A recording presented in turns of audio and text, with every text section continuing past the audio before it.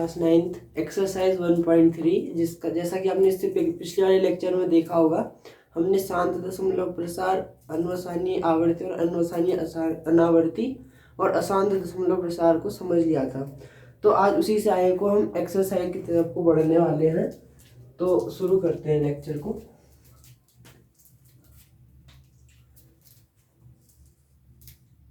Exercise है आपकी 1.3। तो शुरू करते हैं। देखिए, पहला क्वेश्चन आपसे कह रहा है कि प्रत्येक जो भी आपको क्वेश्चन दिया उसका एक प्रसार बताइए। तो पहला क्वेश्चन दिया है आपको 36/100। तो इसको देखिए कैसे करना है हमें। इसके लिए देखो, सबसे पहले आपको क्या करना है, एक डिवाइड बनाना है, यानी डिवाइड करके हमें आंसर निकालना होता है इसमें। तो उसको देखो कैसे सॉल्व करा जाता है। 100 से देंगे आप 36 को भाग, और देखो थोड़ा सा डिवाइड को बढ़ा लीजिए। अब कीजिए, देखिए 100 का डिवाइड कभी भी 36 में जाएगा नहीं, वैसे आपको ये आता होगा, बट फिर भी एक बार कर लेते हैं। देखो, पॉइंट बढ़े तो एक जीरो लगेगी, और पॉइंट है ही तो एक और जीरो। ठीक, अब इसमें डिवाइड देंगे, देखिए कितनी बार जाएगा ये ऐसे भी कर सकते हैं। और अगर थोड़ा सा लॉन्ग मेथड में जाते हैं तो इस टाइप से करेंगे। एक ही जीरो बढ़ाई, पहले 300 हो गया, 60 ही बचेगा, एक जीरो लगी 6 बार। ये देखिए, तो रिमाइंडर जीरो, तो हमने इससे पिछले लेक्चर में समझा था कि अगर रिमाइंडर जीरो, इसे जीरो भी कह सकते हैं, तो वो होता था शांत दशमलव प्रसार। तो इसका जो प्रसार है वो कैसा है, शांत। अब इसमें हमें दिए हैं समथिंग 10 तक का पार्ट, इसमें से हम थोड़े बहुत देखेंगे, थोड़े बहुत आप अपने स्तर से आप इसे प्रयास कीजिएगा। तो एक क्वेश्चन देखिए, जैसे हमें दिया है 2/11। दूसरा क्वेश्चन दे रखा है हमें 2/11। तो इसको देखिए 11 से डिवाइड देंगे आप 2 में, कभी नहीं जाएगा, वही सीन है, पॉइंट लगेगी, जीरो बढ़ेगी। अब देखिए 11 बन जा 11 बचा 9, अब फिर से जाएगा, देखिए यहाँ पे से जीरो बढ़ी, 11 8 जा 88, 2 बचा, फिर से जीरो लगी। अब देखिए 11 बन जा 11, फिर से वही रिपीट होने लग गया, ये फिर 2 आएगा, फिर देखो यही आएगा, यानी कि ये कुछ इस टाइप से जा रहा है। देखो, अगर आप क्वेश्चन को समझ पा रहे होंगे तो 181818 की सीरीज बढ़ रही है, जिसको हमने उस वीडियो में देखा था। अगर आपने नहीं देखी है वो वीडियो, तो आप हमारी प्लेलिस्ट में जाके देख सकते हैं। उसमें मैंने बहुत अच्छी तरीके से समझाया कि क्या किसी शांत दशमलव, किसी अशांत तो मतलब जो भी शांत नहीं है वो अशांत की श्रेणी में आ गया। अशांत के पार्ट मतलब जो अनुसानी अनावर्ती, अनुसानी आवर्ती, तो उसी में ये था एक बार वाला। तो इसका मतलब होता है कि बार का मतलब, अगर आप इसी वीडियो में आए हैं तो वो भी समझ लीजिए कि इस बार का मतलब है कि जो 18 है, इसको हम 181818 करके लिखेंगे। तो ये जो आपका बार का लिखने का होता है, यानी रिमाइंडर जिसमें आता ही नहीं है, उसे हम लोग कह रहे थे अनुवसानी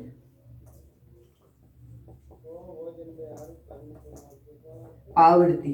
तो अब आवर्ती का मतलब समझिए कि हमने यहाँ पे आवर्ती क्यों लिखा, अनावर्ती क्यों नहीं लिखा, क्योंकि आप एक चीज गौर कर पा रहे होंगे कि 181818 की एक सीरीज जैसी बढ़ते जा रही है, तो इसलिए हमने इसे क्या कह दिया, आवर्ती। अगर ये 18 के बदले, जैसे देखिए पहले 18 था, फिर 180 होता, फिर 1800, फिर 000, तो इसे आगे कह देते हैं अनवसानी अनावर्ती, पर बार नहीं लगता। ठीक है, एक ऐसा ही हम अनवसानी अनावर्ती से रिलेटेड क्वेश्चन भी सीख लेते हैं।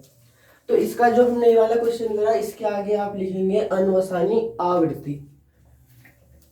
तो उसी में से हम एक और क्वेश्चन को करते हैं। देखिए, जो अनवसानी अनावृत्ति से रिलेटेड हो, ऐसा कोई दिख तो मुझे रहा नहीं है, चलिए कोई नहीं, कोई सा भी एक क्वेश्चन और कर लेते हैं। अगर आपको दिखे तो आप समझ जाना, जिसमें मतलब रिपीट ना ही हो रहा होगा। जैसे 12 है, फिर 120, फिर 1200, तो उसे आप अनवसानी अनावर्ती कह देंगे। इन शॉर्ट इतना समझिए। अब देखिए, एक क्वेश्चन है हमारे पास 3/13। इसे भी बहुत इजी तरीके से वही डिवाइड मेथड, देखो अब 3 बन जाएगा, फिर से वही है, तो 13 2 जा 26, 4 बचा। अब देखिए 4 बन ही जाता है, वही रूल है, तो डिवाइड आपको बहुत अच्छी तरीके से आते होंगे। 13 तिया 39, एक बचा, फिर से जीरो। अब देखिए फिर एक बड़ा यानी ऊपर जीरो चली जाएगी। अब देखो 13 65, 13 78, 13 यानी 7 जा 91, और ये हो गया यहाँ पर कोई रिमाइंडर 9। अब कितनी बार जाएगा जीरो। अब देखो 90 आया, 90 में कितनी बार जाएगा, तो 6 बार जाएगा ना, और ये हो गया यहाँ पे 2 और ये 12। अब देखिए फिर से ये क्या हो गया, जीरो लगेगी इसमें, फिर जाएगा ये।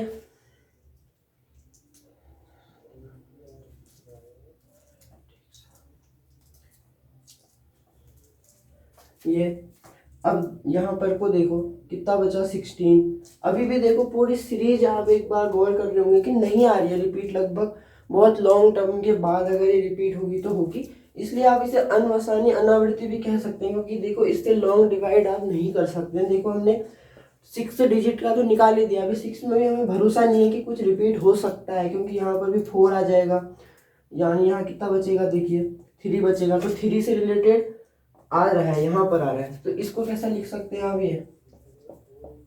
ये इसके बाद इसमें बार लग रहा है, तो इसलिए इसे आप क्या कहेंगे, अनवसानी आवृत्ति कहेंगे। ठीक है, अनवसानी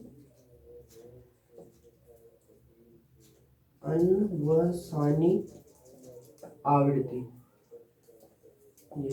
अब अनवसानी आवृत्ति के पीछे का कारण देखो, यहाँ पर वो मैंने ध्यान नहीं दिया, यहाँ से देखो 3 हो रहा था, 30 वाली सीरीज फिर से रिपीट हो रही थी, तो इतने के पूरे ऊपर बार लग जाएगा। ठीक है, तो आप आई होप मुझे लग रहा है आप समझ गए होंगे। इसमें ज़्यादा नहीं 7-8 पार्ट है, उसमें से हमने 3-4 तो बना ही लिए, बाकी बचे हुए आप कीजिए। अगर कुछ समझ में नहीं आता है तो नीचे कमेंट ऑन है, उनमें आप कमेंट करके पूछ सकते हैं। तो अब हम करते हैं इसका ही सेकेंड क्वेश्चन, जो इसमें आपसे क्वेश्चन कुछ इस टाइप से दिया है। क्वेश्चन नंबर 2 डालिए, इसमें हमें दिया 0.142857, कुछ इस टाइप का दिया है इसका वैल्यू, और हमसे कह रहा है 2/7, 3/7, 4/7, 5/7, हाँ, और 6/7 का दशमलव प्रसार क्या है। तो अब एक चीज गौर कीजिए, आपने इससे छोटी क्लासों में भी सीखा होगा कि इसको अगर हम ऐसे लिखें तो कोई दिक्कत नहीं, इसको हम ऐसे लिखें तो भी कोई दिक्कत नहीं है। ऐसे ही देखिए ये 6 वाले को भी हम ऐसे ही लिख सकते हैं, कॉमन लगाया 1/7। तो अब आप एक चीज गौर कीजिए, सब में 1/7 आपको देखने को मिल जाएगा, और 1/7 का वैल्यू हमें ये पता है। अब देखो फर्स्ट वाला पार्ट हम सॉल्व करते हैं इसका। 2/7 का दशमलव प्रसार ज्ञात कीजिए, ये आपसे ऐसा कह रहा है, सॉल्व करो। 2 इंटू, यहाँ पे देखना, यहाँ का क्वेश्चन हमने इसको ऐसे सिंप्लीफाई किया है, तो यहाँ देखिए 2 मल्टीप्लाई बाई 1/7, 1/7 का वैल्यू मिला है हमें 0.142857। आप इसे मुँह से भी एकदम सिंपल मल्टीप्लाई है, आप सीधे सीधे गुणा कीजिए इसको। यहाँ पे देखिए 1 और 5 दूनी 10, 11 1 हासिल 1, 8 दूनी 16, 17 का 7 हासिल 1, 2 दूनी 4 1 5 हासिल 1, 4 दूनी 8 1 9, और 2 1 कम 2 0। यहाँ पे 8 होगा ना, 85714। हाँ, ये देखो इसमें बार लग गया। ऐसे ही आप क्या करेंगे, 3/7 वाला, 3 मल्टीप्लाई बाई 0.142857। कभी भी पॉइंट के बाद की संख्याओं को आप पूरे उसमें नहीं पढ़ सकते हैं कि हाँ ये 1 से 10 100 1000 10,000 ऐसे पढ़ रहे हैं, तो ये गलत हो जाएगा। 142857 ऐसे आपने बोलना है, या जो भी है उसको। अब देखिए 3 से मल्टीप्लाई कीजिए 7 को, जो मतलब इसको ऐसे भी तो कर सकते हो ना, तो वही करना है। देखो 7 21 2 5 या 15 17 7 हासिल 1 25 2 3 दूनी 6 2 8 14 42। ये दूसरा ये आया। ऐसे 4/7 का निकालो, 4 मल्टीप्लाई बाई वही 0.142857,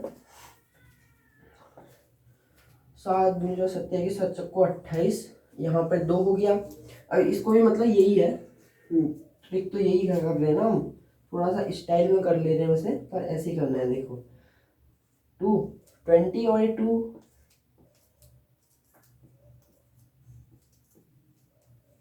सूत्र का 7 हासिल 1, 4 एकम 4 एक 5 और ये 0। देखिए ऐसे बहुत सिंपल है। अब आपके यहाँ में बचा यहाँ पर एक पार्ट, तो अब आपके जो हमने बहुत होमवर्क दे दिया, पर कोई नहीं, इसे भी ट्राई कीजिए। तो मल्टीप्लाई आपके अच्छे हो जाएंगे। तो जितना multiply, practice, divide, addition, subtraction आपको जितना आएगा उतना अच्छा है, क्योंकि ये चीज़ अगर मुँह में कर लेते हैं तो बहुत ही अच्छी बात है। तो इसलिए आपने जो बचा उसे खुद ट्राई करना है। आज तो सोच रहे होंगे कि बहुत होमवर्क मिल गया, but try but don't cry. अब हम करते हैं एक्सरसाइज 1.3 का ही थर्ड क्वेश्चन। बहुत इजी है वो भी। हमसे कह रहा है पी बट्टे क्यू। अगर आपने मेरा फर्स्ट लेक्चर देखा है तो मैंने आपको बताया था पी बट्टे क्यू होता क्या है। परिमेय संख्या,